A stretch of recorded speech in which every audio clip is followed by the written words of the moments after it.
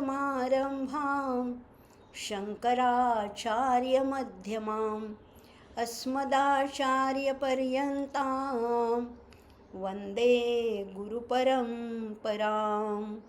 श्रुतिस्मृतिपुराणानाम् आलयं करुणालयं नमामि भगवत्पादं शङ्करल्लोकशङ्करम्। शङ्करं शङ्कराचार्यं केशवं बादरायणम्। सूत्रभाष्यकृतौ वन्दे भगवन्तौ पुनः पुनः। नमस्कार श्रोते हो, माधवी रघुवीर या यूट्यूब चॅनलमध्ये आपणा सर्वांचं अतिशय मनापासून सानंद स्वागत करत आहे. स्तोत्र संपदा या उपक्रमाच्या माध्यमातून आपली जवळजवळ 25 स्तोत्र आद्य जगद्गुरू शंकराचार्यांची 25 स्तोत्र अभ्यासून झाली आहेत. म्हणजे निम्म्यावर येऊन ठेपलेले आहेत आपण. साधारण वर्षभरात आपल्याला 52 स्तोत्र होतात. आता याच्यातली ही पहिली काही होती ती सगुणाचं स्वरूप वर्णन करणारी होती, काही उपदेशपर होती, काही क्षमा मागणारी होती. अशी अनेक स्तोत्रांचा आपण अभ्यास करतो आहे. आणि त्याच्यामध्ये काही पंचकं होती, काही षटकं होती, काही अष्टकं होती. अशाही संख्येच्या दृष्टीने सुद्धा विविधता असणारी अशी स्तोत्र आपण अनेक अभ्यासलेली आहेत. आज आता जे स्तोत्र अभ्यासणार आहोत ते मात्र एक वेगळं स्तोत्र आहे. म्हणजे ते स्तोत्र जरी आचार्यांचं आहे असं जरी म्हटलं जात असलं तरी वस्तुतः आचार्यांनी एकच प्रश्न विचारला आहे. नेहमी उलटं होतं, नेहमी दुसरी कुठली तरी व्यक्ती प्रश्न विचारते आणि आचार्य उत्तर देतात. पण ह्या स्तोत्रामध्ये नेमकं उलटं झालेलं आहे. प्रश्न आहे आचार्यांचा आणि उत्तर कोणी दिलं आहे तर आचार्यांच्या शिष्याने उत्तर दिलं आहे. कोण आहे हा शिष्य आणि या स्तोत्राचं नाव तरी काय आहे? या स्तोत्राचं नाव आहे हस्तामलक स्तोत्र. आणि अर्थातच प्रश्न विचारला आहे आचार्यांनी आणि उत्तर दिलं आहे त्यांच्या हस्तामलक नावाच्या शिष्याने. पण हस्तामलक हे नाव त्या शिष्याला पडलं कसं, केव्हा? तर ह्या स्तोत्रच्या रचनेनंतर त्याला हस्तामलक हे नाव मिळाले. असं काय या स्तोत्र रचनेचं वैशिष्ट्य आहे? असा काय विशेष आहे की आचार्यांना त्याला हे नाव द्यावंसं वाटलं? हस्तामलक या नावाचा अर्थ तरी नेमका काय आहे? हे सगळं त्याच्यामागची कथा, त्याच्यामागचा प्रसंग, त्याच्यातलं तत्त्वज्ञान किंवा आचार्यांचा प्रश्न किंवा हस्तामलक या नावाचा अर्थ हे सगळं आपण ह्या स्तोत्रातनं आजच्या हस्तामलक स्तोत्रातून समजावून घेण्याचा एक प्रयत्न करणार आहोत. हे स्तोत्र किती कडव्यांचं आहे तर 14 कडव्यांचं आहे. त्याच्यातला पहिला जो श्लोक आहे तो आचार्याने विचारलेला प्रश्न आहे आणि अगदी अखेरचा श्लोक आहे ते श्री विष्णूंचं वर्णन आहे. आणि मधले जे 12 श्लोक आहेत ते ह्या शिष्याने उच्चारलेले हे मधले 12 श्लोक आहेत. आणि त्याच्यामध्ये कसं तत्त्वज्ञान आलेलं आहे, मी कोण आहे याचा शोध घेण्याचा प्रयत्न केलेला आहे. आणि हाच शोध अध्यात्मशास्त्रातला सर्वश्रेष्ठ शोध आहे, मी कोण. बाकीचे भौतिक शास्त्राचे शोध अनेक लावले जातात किंवा अगदी बायोलॉजी किंवा जीवशास्त्राचे शोध आहेत. अशा अनेक शोध जरी ह्या शास्त्रामध्ये असले तरी अध्यात्मशास्त्रातला सगळ्यात महत्त्वाचा, सगळ्यात अतिशय मौल्यवान असा शोध आहे तो मी कोण आहे. बघूया मग आता ह्या स्तोत्राच्या आधी पार्श्वभूमी बघूया, त्याच्या मागचा प्रसंग, त्याच्या मागची कथा, हे सगळं बघून आणि मग आपण ह्या स्तोत्रात प्रारंभ करणार आहोत. काय झालं, आचार्यांचं जे सूत्र होतं, जो उद्देश होता, त्या उद्देशाने म्हणजे वेदांत धर्माची सुप्रतिष्ठापना करणं, अद्वैत धर्माचा प्रसार करणं, किंवा ज्याला म्हणतात की वेद काय आहे, वेदांग काय आहे, यांची ओळख करून देणं भारतीय जनतेला किंवा किंबहुना सर्व जनमानसाला ओळख करून देणं, हे आचार्यांचं सूत्र होतं. आचार्यांच्या भरतभ्रमणामागे हेच वर्म होतं. असं आचार्यांनी 2दा भारत भ्रमण केलेलं आहे. कालडीपासनं सुरुवात झाली, कालडीपासनं नर्मदा, नर्मदेपासनं काशी, काशीपासनं उत्तर काशी, केदारनाथ, पुन्हा उलटं प्रयागराज, महेश्वर, मग महाराष्ट्र म्हणजे नाशिक, पंढरपूर, असं करत करत आचार्य श्रीशैल्यला गेले होते. श्रीशैल्य इथे सुद्धा म्हणजे आंध्रामध्ये श्रीशैल्य, आणि त्याच्यातनं पुढे खाली आले तिथे श्रीवल्ली नावाचं एक गाव होतं. श्रीशैल्यानंतर एक श्रीवल्ली नावाचं गावाच्या ठिकाणी त्यांचा मुक्काम होता. आणि भिक्षा मागण्याची प्रथा होती. अन्न शिजवत नसत, संन्याशींनी अन्न शिजवायचं नसतं, तर 5 घरी भिक्षा मागून जे काही मिळेल त्याच्यामध्ये आपलं जो चरितार्थ असतो तो चालवायचा असतो. असंच आचार्य स्वतः जात नव्हते, कारण त्यांचे अनेक शिष्य होते, पण काही ठिकाणी आचार्य स्वतः जायचे. असेच आचार्य एकदा एका ब्राह्मणाच्या घरी गेले होते भिक्षा मागण्यासाठी. तो ब्राह्मणसुद्धा अतिशय विद्वान होता. प्रभाकर नावाचा ब्राह्मण होता. प्रभाकर, श्रीवल्ली गावामध्ये प्रभाकर नावाचा ब्राह्मण होता. आणि त्याच्याकडे हे भिक्षा मागण्यासाठी जेव्हा गेले तेव्हा तो प्रभाकर अतिशय दुःखी मुद्रेने बाहेर आला. तो आणि त्याची पत्नी बाहेर आले आणि त्यांनी भिक्षाही दिली. पण आचार्य म्हणाले की तुमचे चेहरे असे दुःखी का दिसत आहेत, कुठलं तुम्हाला संकट आहे का, किंवा कुठलं शल्य तुम्हाला सतावतं आहे का. तेव्हा ते दोघंही उत्तरले, हो काय सांगणार आहो आचार्य, आम्हाला मुलगा आहे, एक मुलगा आहे, मोठा आहे, 13 वर्षाचा मुलगा आहे, पण तो जड आहे, मूक आहे, तो कधीच बोलला नाही आहे, त्याला समजतं आहे का नाही हेही आम्हाला कळायला काही वाव नाही आहे. त्यामुळे अशा मुलाचं कधी तो बोलेल का, कधी त्याच्या म्हणजे काय आम्हाला त्याच्यामध्ये काही सुधारणा दिसेल का, असे प्रश्न त्या प्रभाकर आणि त्याच्या पत्नीने आचार्यांना विचारले. आचार्य म्हणाले, कुठे आहे मुलगा. त्या मुलाला बाहेर आणलं. आचार्यांना आत घरात घेतलं आणि त्या मुलाला बाहेरच्या खोलीमध्ये आणलं. आणि मग आचार्यांनी त्या मुलाकडे पाहिलं मात्र, आणि ते म्हणाले की हा म्हणजे त्यांना कळलंच. आणि त्यांनी त्या मुलाला प्रश्न विचारले की तू कोण आहेस, कुठून आलास, कोण आहेत तुझे आईवडील, काय तुला वाटलं आहे, किंवा तुझं, आणि तुझ्याकडे बघून मला अतिशय आनंद होतो आहे, आणि तू जर का बोललास तर तुझ्या आईवडिलांनासुद्धा आनंद होईल. हा असा एकच प्रश्न आचार्याने विचारला आहे. आणि त्याच्यानंतर त्या मुलांनी जी काही उत्तरं दिली, 12 श्लोकामध्ये त्या प्रश्नाची जी उत्तरं दिलेली आहेत ते आहेत, तेच हे हस्तामलक स्तोत्र आहे. आता ही उत्तर ऐकून आधी तो बोलतच नव्हता. एकदमच आचार्यांच्या एका प्रश्नाने हा मुलगा बोलायला लागला. आणि बोलला ते सुद्धा साधं काहीतरी व्यावहारिक बोलला नाही आहे. तो जो बोलला ते इतकं उच्च दर्जाचं तत्त्वज्ञान आहे, आध्यात्मिक तत्त्वज्ञान आहे. आणि त्याच्यामध्ये त्यांनी मी कोण ह्याचा सगळा उलगडा केलेला आहे. आधी मी कोण नाही हे सांगितलं आहे, आणि ह्या मी कोण ह्याचाही उलगडा त्यांनी केलेला आहे. आणि ही त्याची उत्तरं ऐकून आचार्य अतिशय संतुष्ट झाले. आणि ते म्हणाले की हा कोणी जड मूक साधा मुलगा नाही आहे, हा दैवी आत्मा आहे. आणि ह्याला हे सगळं ब्रह्मांड कसं दिसतं आहे सांगू का, हातावर घेतलेल्या आवळ्याप्रमाणे. लक्षात घ्या, हस्त म्हणजे हात आणि आमलक म्हणजे आवळा.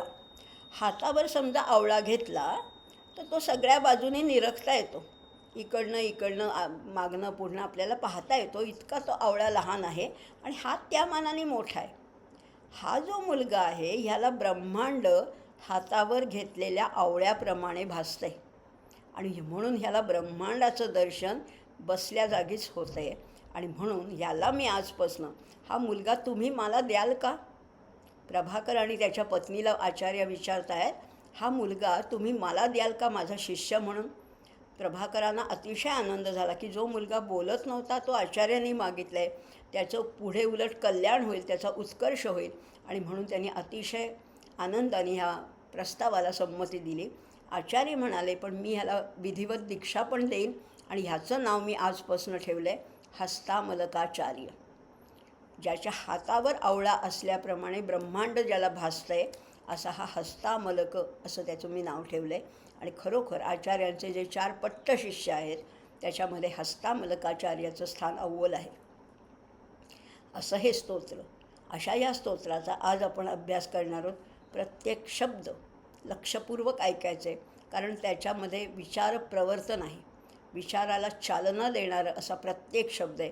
आधी आचार्यांनी काय प्रश्न विचारलं ते बघूया आणि मग पुढे हस्तामलकाने काय उत्तरं दिली तेही बघूया.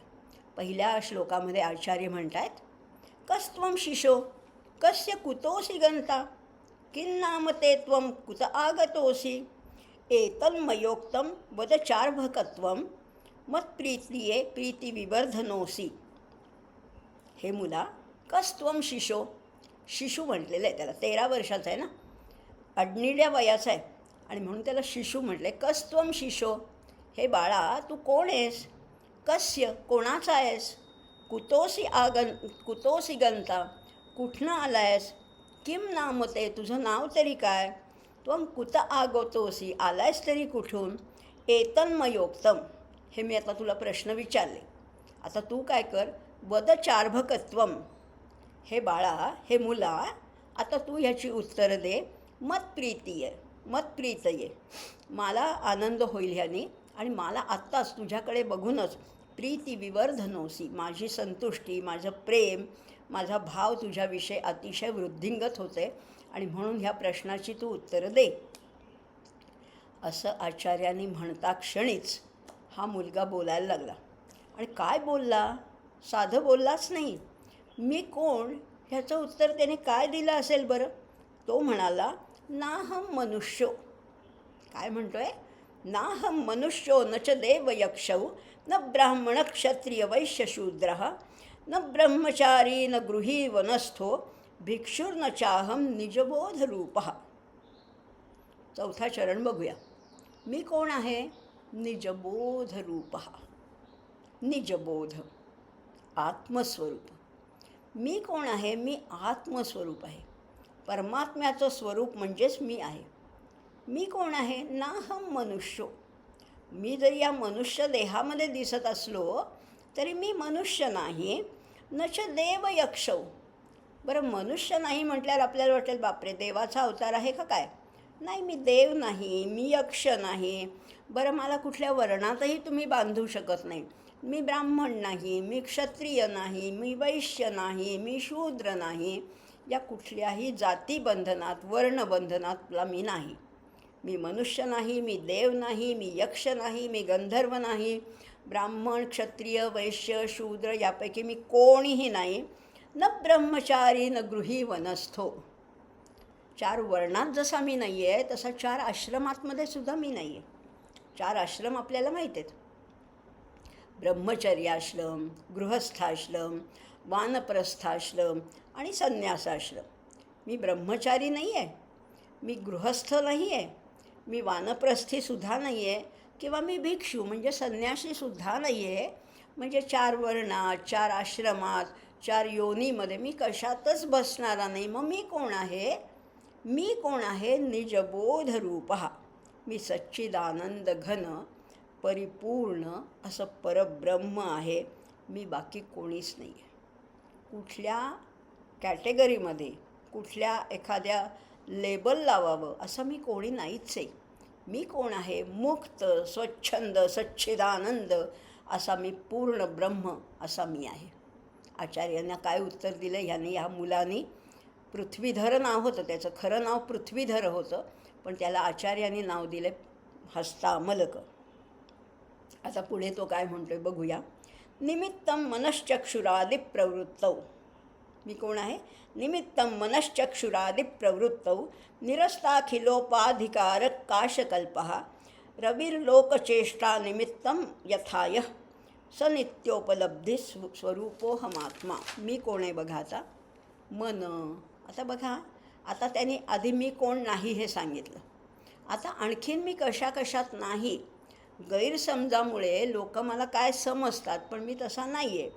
मन, बुद्धी, चित्त, अहंकार, त्याचप्रमाणे सगळी कर्मेंद्रिय, हात, पाय, कान, नाक, डोळे यांच्या प्रवृत्तीचं निमित्त जो आहे, निमित्त यांना प्रवृत्त करणारा जो आहे, ज्याच्यामुळे हे सगळे, ही पंचज्ञानेंद्रिय, पंचकर्मेंद्रिय आपापलं कार्य करण्यासाठी प्रवृत्त होतात, ज्याच्यासाठी जो निमित्त आहे असा जो आहे, त्याला तत्वतः कोणतीही उपाधी नाही. तो जो प्रवृत्त करणारा आहे, जो चित स्वरूप आहे, त्याला तशी कुठलीही उपाधी नाही आहे. जो कसा आहे, आकाशासारखा निर्मल आहे. आकाश हे निर्लेप आहे, निर्मल आहे. आकाशात आपल्याला जे रंग दिसतात ना, कधी निळा रंग दिसतो, कधी केशरी दिसतो, कधी हिरवट झाग असते, कधी जांभळा दिसतो, सूर्यास्ताला तर आणखीन वेगवेगळे रंग दिसतात. हे आकाशाचे रंग नाही आहेत. आकाश हे रंगहीन आहे. आकाशाला रंग नाहीत, हे रंग दिसतात ते ढगाचे आहेत, वातावरणाचे आहेत. आकाश मात्र निर्लेप आहे, शुद्ध आहे, म्हणजे असा आहे, निर्मल आहे, सर्वव्यापी आहे. किंवा सूर्य जसा सगळ्या लोकांच्या व्यवहाराला निमित्त होतो, सूर्य उगवला की आपण आपली सगळी कामं करतो ना. सूर्य उगवला की आपलं सगळं नित्यकर्म रोजची सुरू होतात. म्हणजे सूर्य स्वतः काही करत नाही, पण आपल्याला प्रवृत्त करतो. तसा जो आत बसलेला जो आत्मा आहे, प्रत्येकाच्या जीवामध्ये जो आत्मा बसलेला आहे, असा जो आत्मा आहे तो सगळ्यांना प्रवृत्त करतो. काम करण्यासाठी चेतना, चैतन्य पुरवतो. असा जो आत्मा आहे, जो नित्य ज्ञान स्वरूप आहे आत्मा, तोच मी आहे. तो मी आहे. काय म्हणतो आहे पृथ्वीधर, तो मी आहे. आणि म्हणून आता काय म्हणतात बघा, एकदम प्रत्येक कडव्यामध्ये एक एक गोष्ट त्यांनी एलिमिनेट केलेली आहे. हा मी नाही. पहिल्यांदा काय सांगितलं, मी ब्राह्मण नाही, आधी मनुष्य नाही, यक्ष नाही, देव नाही, ब्राह्मण, क्षत्रिय वगैरे नाही. मग आता ह्याच्यात सांगतात हात, पाय, नाक, डोळे, कान हे सुद्धा मी नाही. यांना प्रेरणा देणारा जो निमित्त आहे तो मी आहे असं सांगितलं. आता काय म्हणतात बघा, यमग्न्युष्ण नित्यबोधस्वरूपम मनश्चक्षुरादिन्यबोधात्मकानि प्रवर्तन्त आश्रित्य निष्कंपमेकं सनित्योपलब्धी स्वरूपोहमात्मा. आता बघा, प्रत्येकाचा एक स्वभाव असतो बरं का. प्रत्येकाचा स्वभाव असतो. अग्नीचा स्वभाव कसा आहे, जाळणं हा अग्नीचा स्वभाव आहे. उष्ण असणं हा अग्नीचा स्वभाव आहे. गोड असणं हा साखरेचा स्वभाव आहे, हो की नाही. तसं आता इथे बघा असं म्हटलं आहे, यमग्न्युष्ण नित्यबोधस्वरूपम, नेहमी उष्ण असणं असं जसा अग्नीचा स्वभाव आहे, तसंच नित्य ज्ञानस्वरूप असणं हा आत्म्याचा स्वभाव आहे. अग्नी कधी थंड पाहिला आहे का तुम्ही? अग्नी शीतल असतो असं कुणी सांगितलं तर विश्वास ठेवाल तुम्ही? नाही. अग्नी कधीच शीतल नसतो. अग्नी हा दाहकच आहे, अग्नी हा उष्णच आहे. तसंच आत्मा हा अज्ञानी आहे म्हणणं हे किती विसंगत आहे. अहो, आत्मा म्हणजेच ज्ञान. आत्मा हा ज्ञानस्वरूपच असतो, हे जितकं खरं आहे. मनश्चक्षुरादिन्य बोधात्मकानी, मन, डोळे ही इंद्रिय स्वभावतः जडस्वरूप आहेत. इंद्रियांना स्वतःचं ज्ञान नाही आहे, त्यांना मागून प्रेरणा पुरवावी लागते. लक्षात घ्या. मन काय, डोळे काय, नाक काय, कान काय, ही सगळी इंद्रिय ज्याच्या आश्रयाने आपापलं कार्य करतात, तो जो आहे, जो निष्कंप आहे, तो कसा आहे, निष्कंप. प्रवर्तन्त आश्रित्य निष्कंप. तो अस्थिर नाही आहे, तो चंचल नाही आहे, तो स्पंदनरहित आहे, पण तो निर्विकार आहे. असा जो एकमेव अद्वितीय नित्य ज्ञान स्वरूप असा जो आत्मा आहे तो मी आहे. काय म्हणतं आहे, तो मी आहे. सनित्योपलब्धी स्वरूपोहमात्मा. तो नित्य उपलब्ध आहे. तो नाही अशी जागाच नाही आहे. तो नाही अशी जागा आहे का? नासतो विद्यते भावो ना भावो विद्यते सतः. सत गोष्टीला कधी अभाव नसतो. आणि आत्मा कसा आहे, सत आहे ना. म्हणून आत्मा नाही अशी जागाच नाही आहे. नासतो विद्यते भावो आणि ना भावो विद्यते सतः. त्यामुळे सतचा अभाव नाही आणि असतला कधी भाव नसतो असं म्हटलेलं आहे.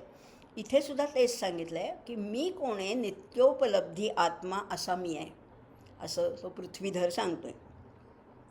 आता काय म्हटलेलं आहे, मग आता हे सगळं जर आहे, हा आत्मा जर का इतका सर्वत्र भरलेला आहे, मग आम्हाला दिसत का नाही, आम्हाला सापडत का नाही? पुढे त्याचं उत्तर मिळणार आहे आपल्याला. मुखाभासको दर्पणे दृश्यमानो मुखत्वात पृथक्त्वेन नैवास्ति वस्तू चिदाभासको धीषु जीवोऽपि तद्वत् सनित्योपलब्धिस्वरूपोऽहमात्मा. आरशात प्रतिबिंब दिसतं ना. आपण आरसा समोर धरतो किंवा आपण आरशासमोर जातो तेव्हा आपल्याच मुखाचं प्रतिबिंब त्या आरशात दिसतं. आरशात दिसणाऱ्या मुखाच्या प्रतिबिंबाला मुखापेक्षा निराळं असं काही अस्तित्व असतं का?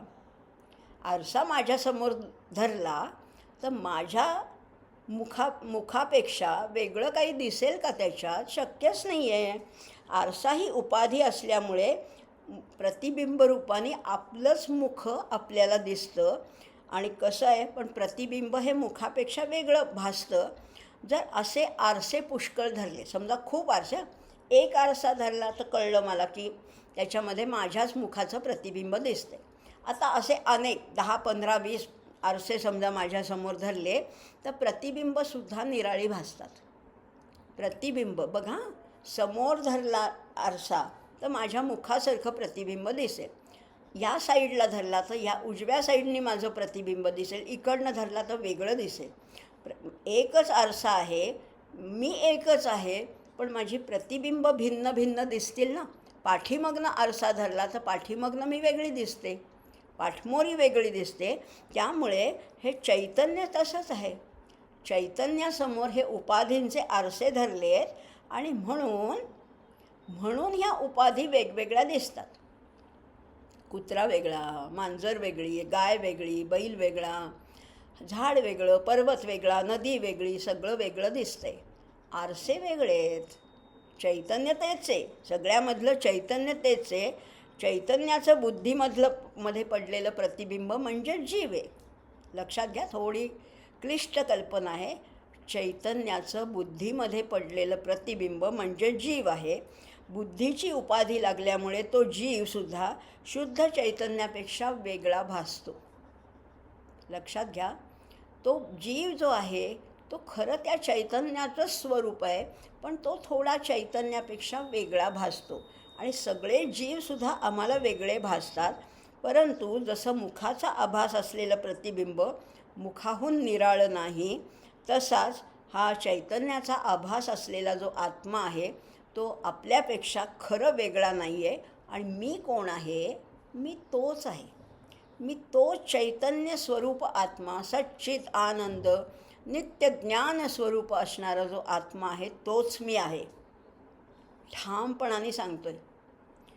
पुढे म्हटलेलं आहे, यथा दर्पणा भाव आपः सहीनौ मुखम विद्यते कल्पनाहीनमेकं तया धीर्वियोगे निराभासको यः स स्वरूपोऽहमात्मा. मी कसा आहे? प्रतिबिंब हे कल्पना मात्र आहे. स्वच्छ आरशात पडलेली मुखाची छाया म्हणजे प्रतिबिंब. आपल्याला माहिती आहे, एवढं तर माहिती आहे नक्की. मुखापुढील आरसा नाहीसा झाला की प्रतिबिंब कल्पना मावळते. आरसा धरलाय तोपर्यंत त्याच्यामध्ये प्रतिबिंब दिसतं. आरसा दूर सारला की प्रतिबिंब नाहीसं होतं, पण बिंब मात्र शिल्लक राहतं. आरसा दूर सारला, माझ्यासमोरनं आरसा दूर केला म्हणजे मी नाहीशी झाले, फक्त प्रतिबिंब नाहीसं झालं. बिंब तसंच आहे, मुख तसंच आहे. तसंच धीर्वियोग, काय सुंदर एक एक शब्द वापरले. धीर्वियोग म्हणजे बुद्धिरूपी उपाधीचा एकदा का निराश झाला की उरतं ते केवळ चैतन्य. हे सगळे आभास आहेत, या सगळे जड वस्तू आहेत. बुद्धी काय, मन काय, हे सुद्धा जडच आहेत. त्यामुळे हे बाजूला झालं, बुद्धीचा वियोग झाला की उरतं ते केवळ चैतन्य आणि तोच मी आहे, तोच मी आहे. य एको विभाती स्वतःशुद्ध चेत नाही 7वा श्लोक राहिला नाही का.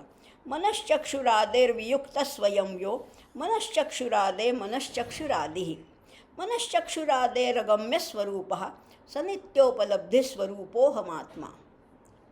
जो आत्मा स्वतः काय करतो, मन, कान, डोळे, सगळी जी मन किंवा इंद्रिय आहेत सगळी या देहादिकांपेक्षा, देह आणि त्याची इंद्रिय याच्यापेक्षा तो वेगळा. एवढं तर मान्य आहे, एवढं आपल्याला कळलं.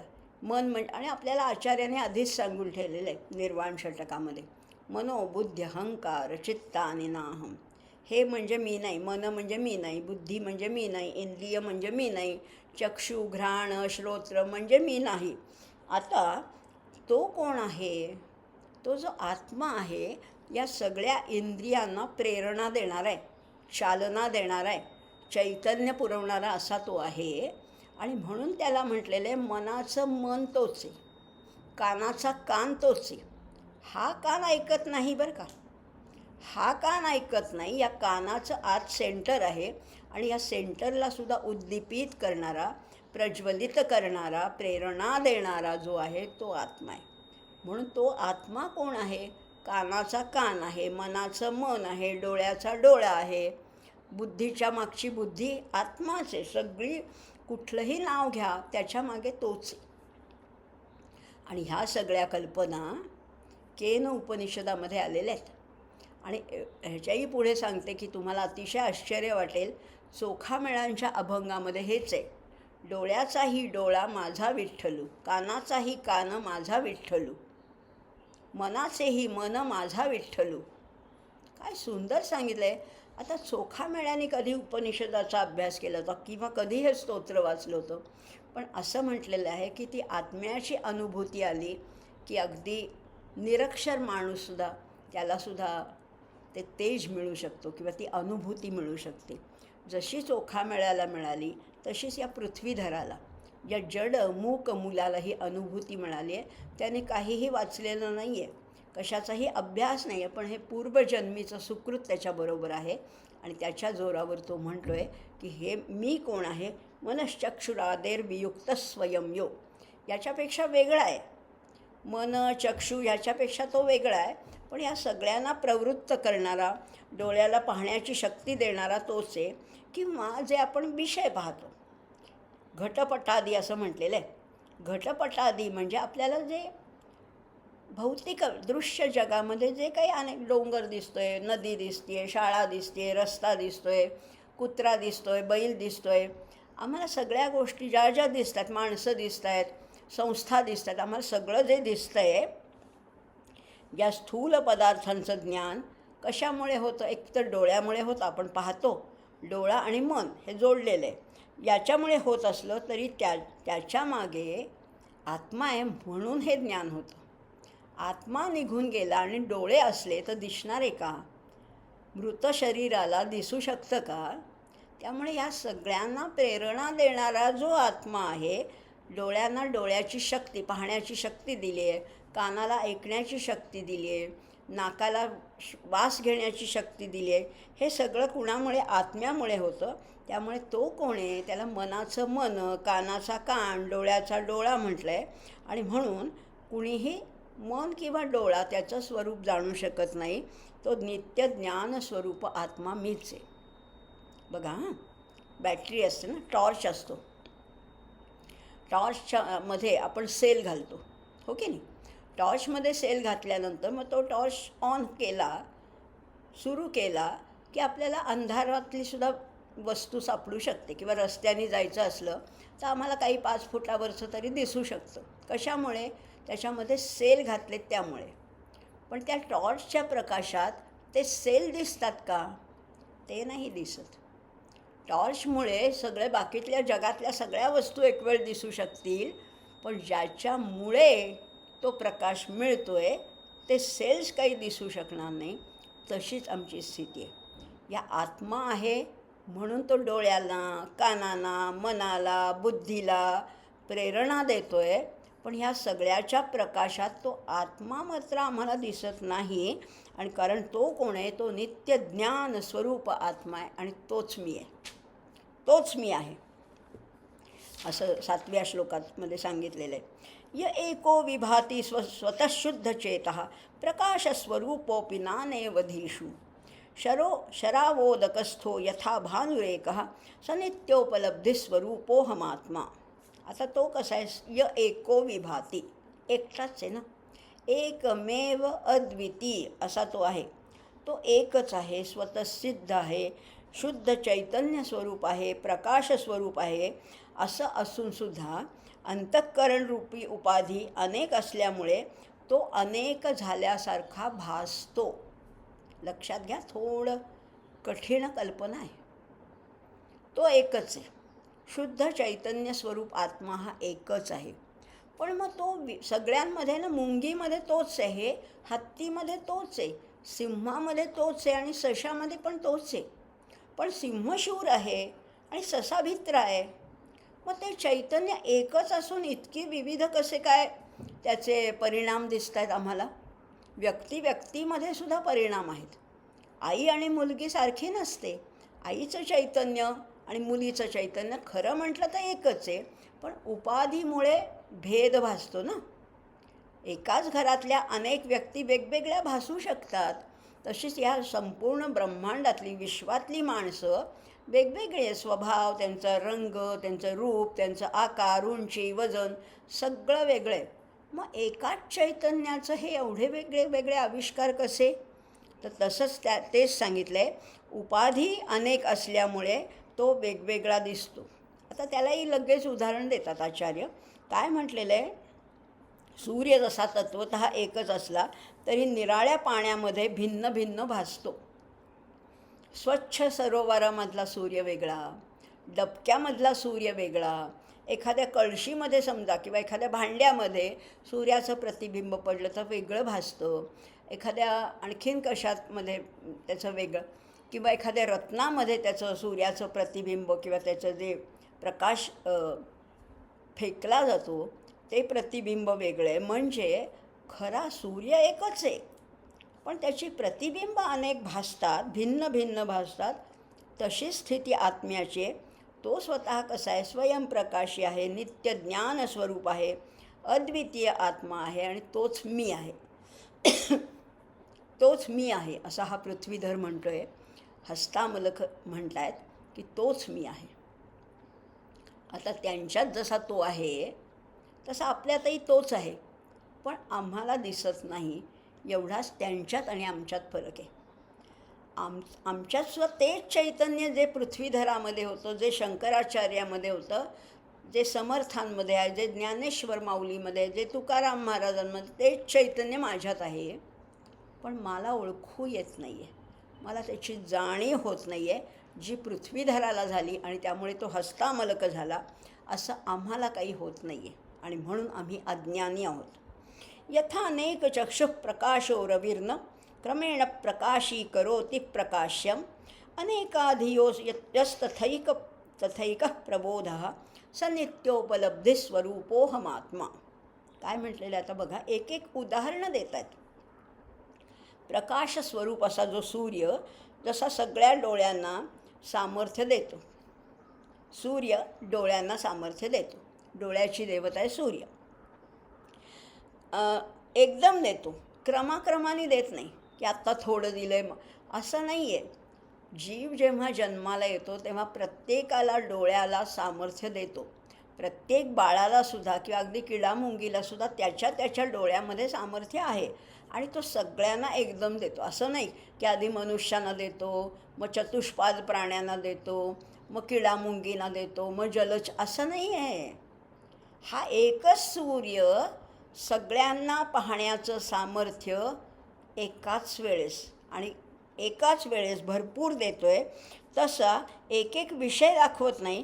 त्याचप्रमाणे चित्स्वरूप असणारा एकमेवाद्वितीय आत्मा अनेक बुद्धींना आपापला विषय ग्रहण करण्याची शक्ती एकदमच देतो. किती सुंदर सांगितलं आहे बघा.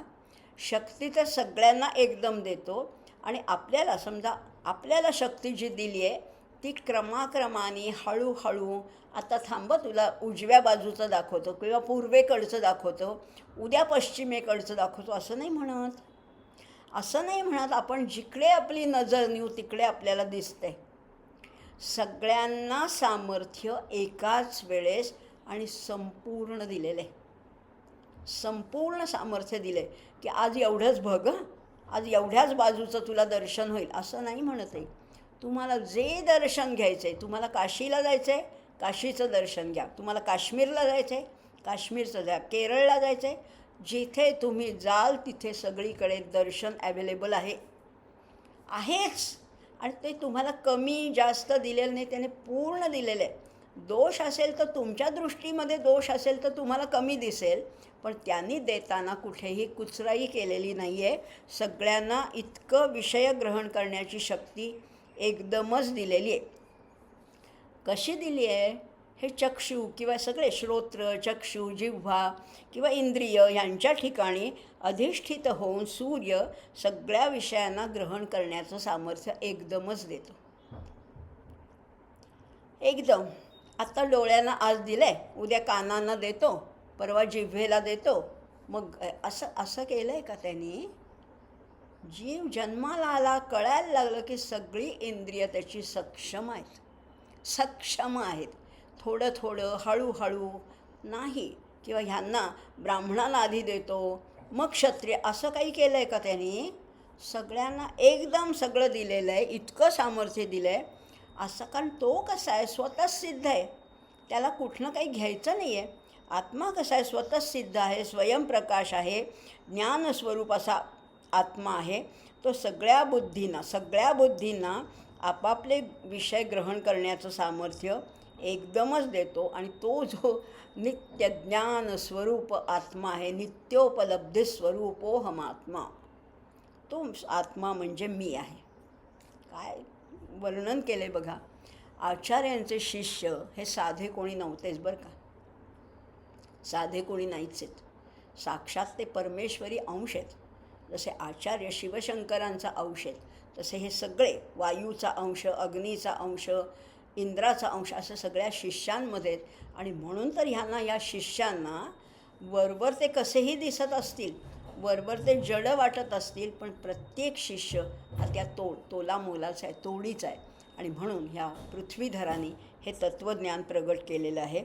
हे 9 श्लोक आपण पाहिले. आता पुढे काय म्हणतो आहे बघा. विवस्वत प्रभातं यथारूपमक्षं प्रगृह्णाति नाभातमेवं विवस्वान् यदा भात आभासयत्यक्षमेकं स नित्योपलब्धिस्वरूपोहमात्मा. सूर्याच्या प्रकाशाने प्रकाशित झालेलं. आता बघा, जसे मला चालन आहे तसं हे सगळं विश्व सूर्य उगवला की प्रकाशित होते. सगळे दिसायला लागतात ना पदार्थ. पक्षी उडायला लागतात, प्राणी काही आवाज करायला लागतात, झाडं उमलतात, पक्षी आवाज करतात वगैरे. हे सगळ्या विषयांना ते चक्षुर इंद्रिय प्रकाशित करू शकतं. त्याचप्रमाणे सूर्य जर का चैतन्याच्या प्रकाशाने प्रकाशित असेल तर तो चक्षुरादी इंद्रियांना प्रकाशित करू शकतो. ही सगळी साखळी आहे बरं का. मला दिसतं कशामुळे? मी सकाळ झाली, डोळे उघडले की मला बऱ्याच गोष्टी दिसतात. डोंगर दिसतोय, झाडं दिसत आहेत, माणसं दिसत आहेत, पक्ष्यांचे आवाज येत आहेत, मला अनेक गोष्टी दिसत आहेत. या माझ्या चक्षुला प्रकाशित कुणी केलं? सूर्याने. सूर्याला प्रकाशित कुणी केलं? यांनीच, या आत्म्यानेच. सूर्याला प्रेरणा देणारा, सूर्याला चैतन्य देणारा, सूर्याला प्रकाश पुरवणारा सुद्धा तो आत्माच आहे. काय म्हटलेलं आहे? तो विषयांना ग्रहण करण्याचं सामर्थ्य तोच देऊ शकतो. थोडक्यात काय तर विषयांना प्रकाशित करणारी ज्ञानेंद्रिय आहेत, ज्ञानेंद्रियांना प्रकाशित करणारा सूर्य आहे, सूर्याला प्रकाशित करणारा तो चिदात्मा आहे. आणि तो स्वयंप्रकाश असा चिदात्मा म्हणजे मीच. मी कोण आहे? सोहम अहम ब्रह्मास्मी.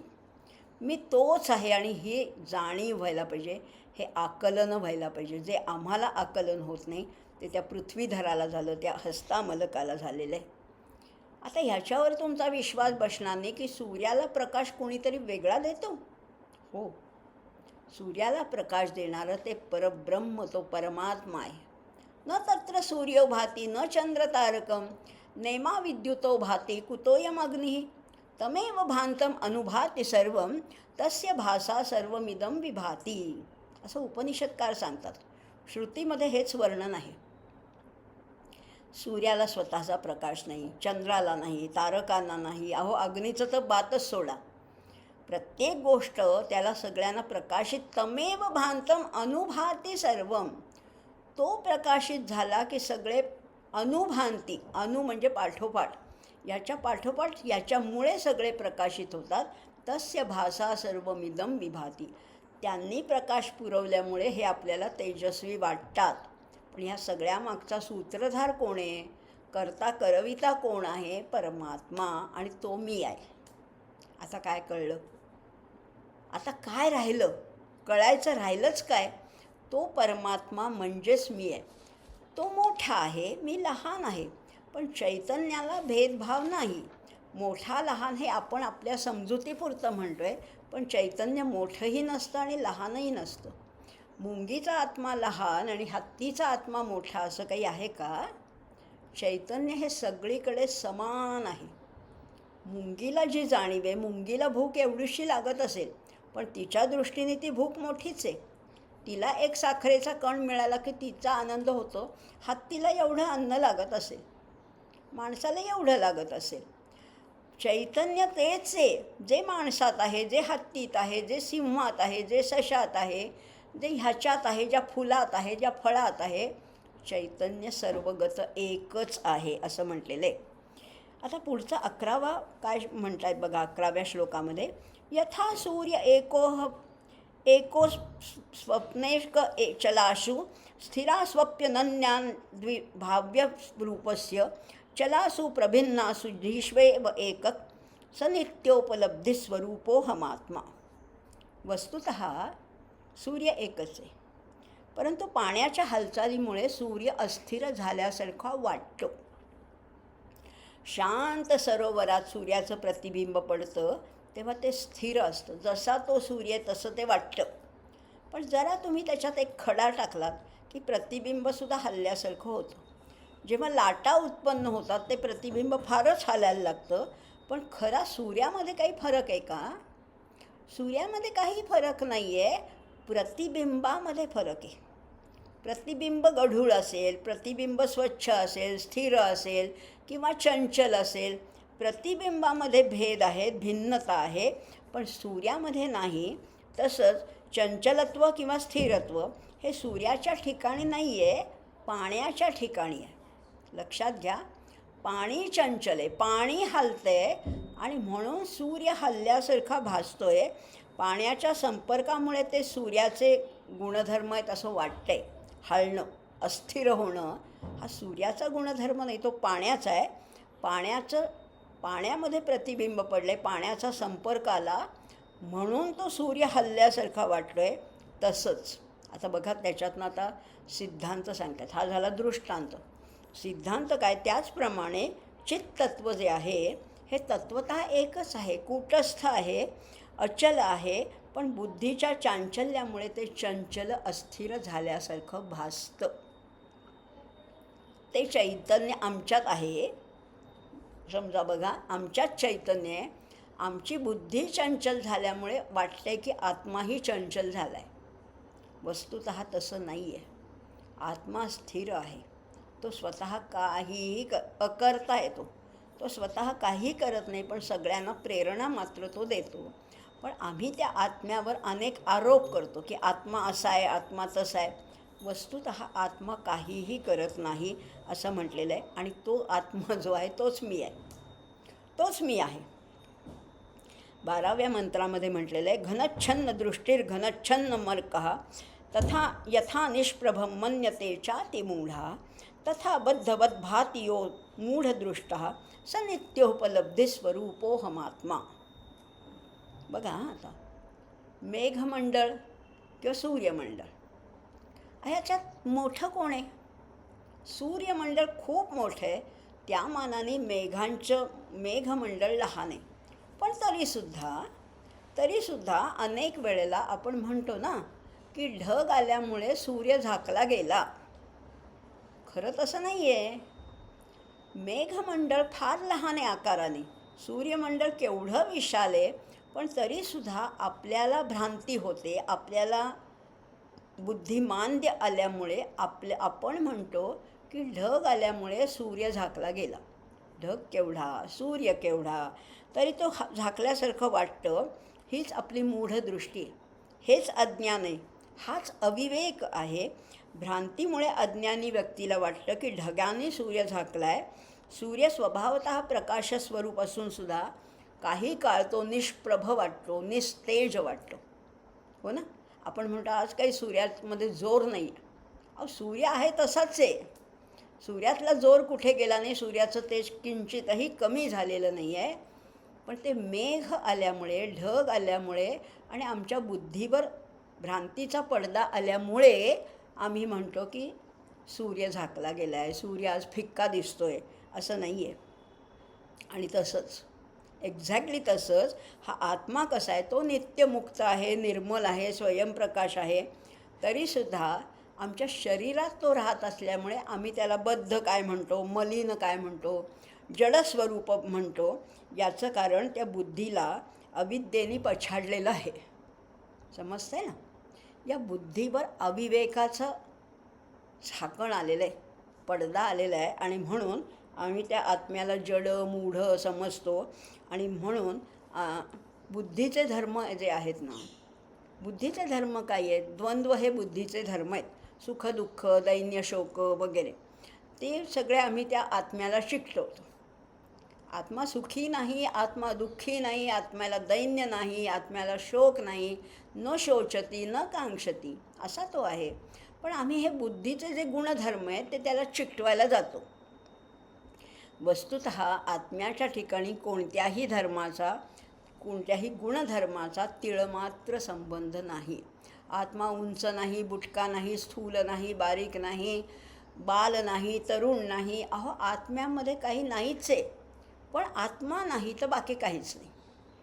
म्हणून आपण जे गुणधर्म चिकटवतो तसा आत्मा वस्तुतः नाही आहे. मग कसा आहे? मग कसं आहे? 13व्या मंत्रामध्ये म्हटलेलं आहे, समस्तेषु वस्तुषु अनुस्यूत्यमेकं समस्तानि वस्तूनि यन्न स्पृशन्ति व्यत्वति सदा शब्दमच्छस्वरूपं स नित्योपलब्धिस्वरूपोऽहमात्मा. कसं आहे ते तत्त्व? समस्तेषु वस्तुषु, सगळ्या वस्तूमध्ये एकच एक गोवलेलं आहे. बघा, मणी जसे आपण माळेत ओवतो ना, मणी वेगळे असतील, मोती वेगळे असतील, रत्न वेगळे असतील. एक लहान आहे, एक मोठं आहे, एक अगदी मऊ स्पर्शाचं, एक थोडं खडबडीत आहे, एक अनइव्हन आहे, एक अतिशय गोल आकाराचे, एक लांबट आहे. आकार वेगळे आहेत. हो, आकार भिन्न असले तरी त्याच्यातला दोरा एकच आहे.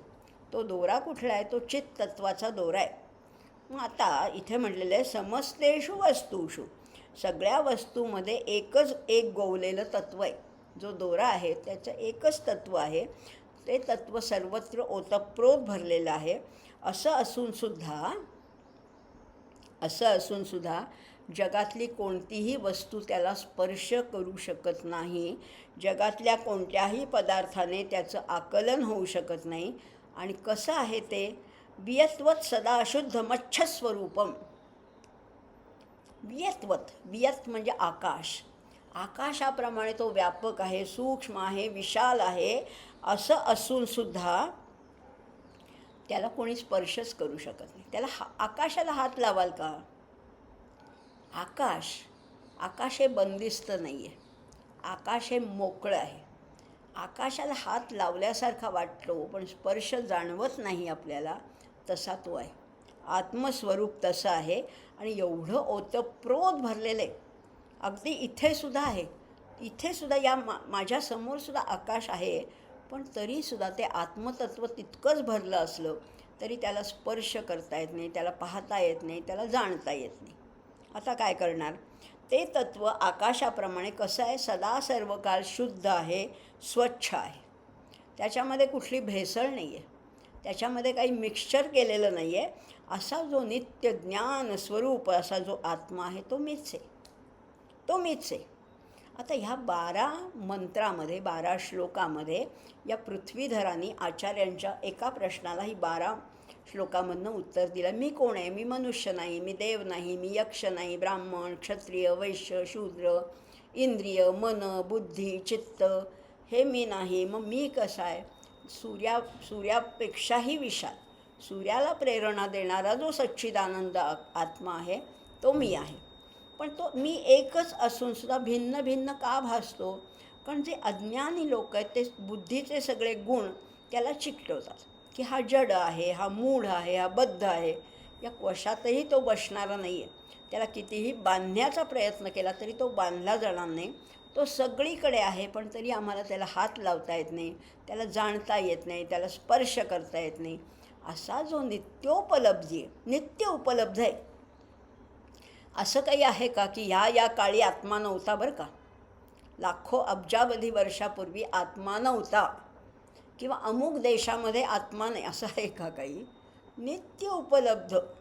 जिथे जाल तुम्ही जिथे तुम्ही जाऊ शकणार नाही तिथेही तो आहेच. इतका नित्योपलब्धी आत्मा तो मीच आहे असं पृथ्वीधर म्हणतो आहे. आणि या एकेका कडव्याच्या पाठोपाठ आचार्य अतिशय संतुष्ट झालेत. मतप्रीती विवर्धनोसी, माझं प्रेम तुझ्याबद्दलचं वाढत चाललं आहे असं आचार्य म्हणतात. आणि शेवटचं कडवं कदाचित ते नंतर जोडलेलं असेल. 14वं कडवं जे आहे त्याच्यामध्ये त्या महाविष्णूची स्तुती केलेली आहे. उपाधौ यदा भेदता सन्मणीनां तथा भेदता बुद्धिभेदेषु तेपि यथा चंद्रिकाणां जले चंचलत्वं तथा चंचलत्वं तवापीह विष्णो. विष्णूला प्रार्थना केलेली. काय म्हटलेले? प्रतिबिंबांना व्यक्त करणारे हे आरसे किंवा रत्न. मगाशी म्हटलं ना आपण, आरशामध्ये जसं प्रतिबिंब दिसतं तसं असा लखलखता एखादं रत्न असेल, हिरा असेल, पाचू असेल, त्याच्यातही प्रतिबिंब दिसतं बरं का. असे जरी असले, अनेकतः उपाधींचा गुणधर्म आहे आणि त्याच्यात प्रतिबिंबित होणारं तत्त्व मात्र एकच असतं. उपाधी म्हणजेच विविधता. या जगात बघा ना, प्रत्येक गोष्ट वेगळी आहे. प्रत्येक माणूस वेगळा आहे, प्रत्येक प्राणी वेगळा आहे, प्रत्येक पानाचा रंग वेगळा आहे, प्रत्येक फूल वेगळं आहे. खरं म्हटलं तर प्रत्येक विविधता असणं हा जगाचा गुणधर्म आहे आणि एक असणं हा आत्म्याचा गुणधर्म आहे. खरं म्हटलं तर हा आत्मा कसा आहे? एकच आहे, सगळीकडे एकच आहे.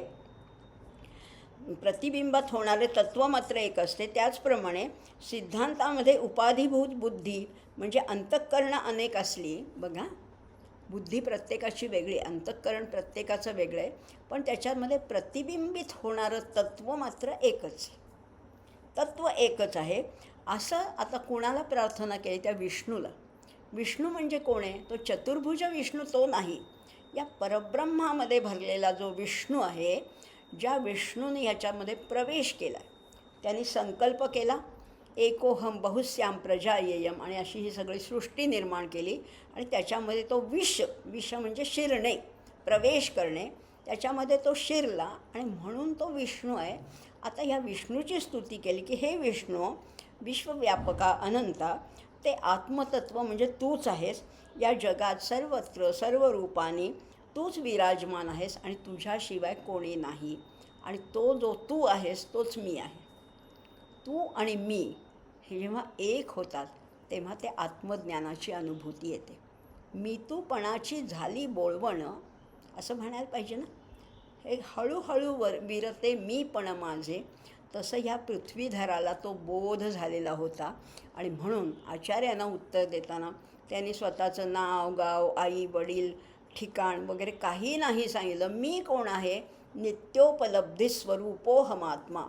तो नित्य उपलब्ध आत्मा आहे, तो मीच आहे, मीच परमात्मा आहे असं सांगितल्यानंतर आचार्यांना त्याची खरी ओळख पटली. आणि आचार्यांनी त्याच्या आईवडिलांकडनं त्याला मागून घेतलेलं आहे आणि त्याला नाव दिलेलं आहे हस्तामलकाचार्य. हस्तामलक, हातावरचा आवळा. जितक्या सहजतेने निरखता यावा तितकं ह्याला ब्रह्मांड स्पष्ट दिसतंय. आणि म्हणून हा हस्तामलकाचार्य. आणि त्यांचं हे स्तोत्र हस्तामलक स्तोत्र थोडंसं कठीण वाटलं असेल, पण त्याच्या मागचा भाव जाणून घ्यायचा आहे. आचार्यांचं जे आत्मषटक आहे त्याच्याशी हे मिळतं जुळतं आहे. अनेक आचार्यांची स्तोत्र आहेत, त्याचाही पुढे आपण अभ्यास करणार आहोत. पण ह्याच्यातलं मर्म काय आहे, याच्यातलं सार काय आहे, तर तो आत्मा म्हणजेच मी कुणी वेगळा नाही आहे. हा देह आहे, त्याचा आकार, त्याचं रूप भिन्न असेल, पण मी फक्त चैतन्य स्वरूप आहे, चित स्वरूप आहे, सच्चिदानंद आत्मा मीच आहे. थांबूया. सर्वेपि सुखिनः सन्तु सर्वे सन्तु निरामयाः सर्वे भद्राणि पश्यन्तु मा कश्चित् दुःखमाप्नुयात्. ओम शांती शांती शांती. धन्यवाद. कस्त्वं शिशोकस्य गुतोऽसि गन्ता किन्नाम ते त्वं कुतागतोऽसि एतन्मयोक्तं वद चार्भकत्वं मत्प्रीतये प्रीतिविवर्धनोऽसि. नाहं मनुष्यो न च देवयक्षौ न ब्राह्मणक्षत्रियवैश्यशूद्राः न ब्रह्मचारी न गृही वनस्थो भिक्षुर्न चाहं निजबोधरूपः. निमित्तं मनुश्चक्षुरादिप्रवृत्तौ निरस्ताखिलोपाधिराकाशकल्पः रविर्लोकचेष्टा निमित्तं यथा यः स नित्योपलब्धिस्वरूपोऽहमात्मा.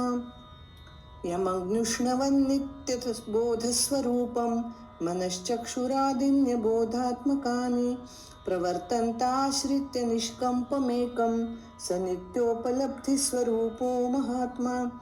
मुखाभासको दर्पणे दृश्यमानो मुखत्वात् पृथक्त्वेन नैवास्ति वस्तु चिदाभासकोऽधीषु जीवोऽपि तद्वत् स नित्योपलब्धिस्वरूपो महात्मा. यथा दर्पणाभावाभासहानौ मुखं विद्यते कल्पनाहीनमेकं तथा धीवियोगे निराभासको यः स नित्योपलब्धिस्वरूपोऽहमात्मा. मनश्चक्षुरादेर्वियुक्तः स्वयं यो मनश्चक्षुरादेर्मनश्चक्षुरादिः मनश्चक्षुरादेरगम्यस्वरूपः स नित्योपलब्धिस्वरूपोऽहमात्मा.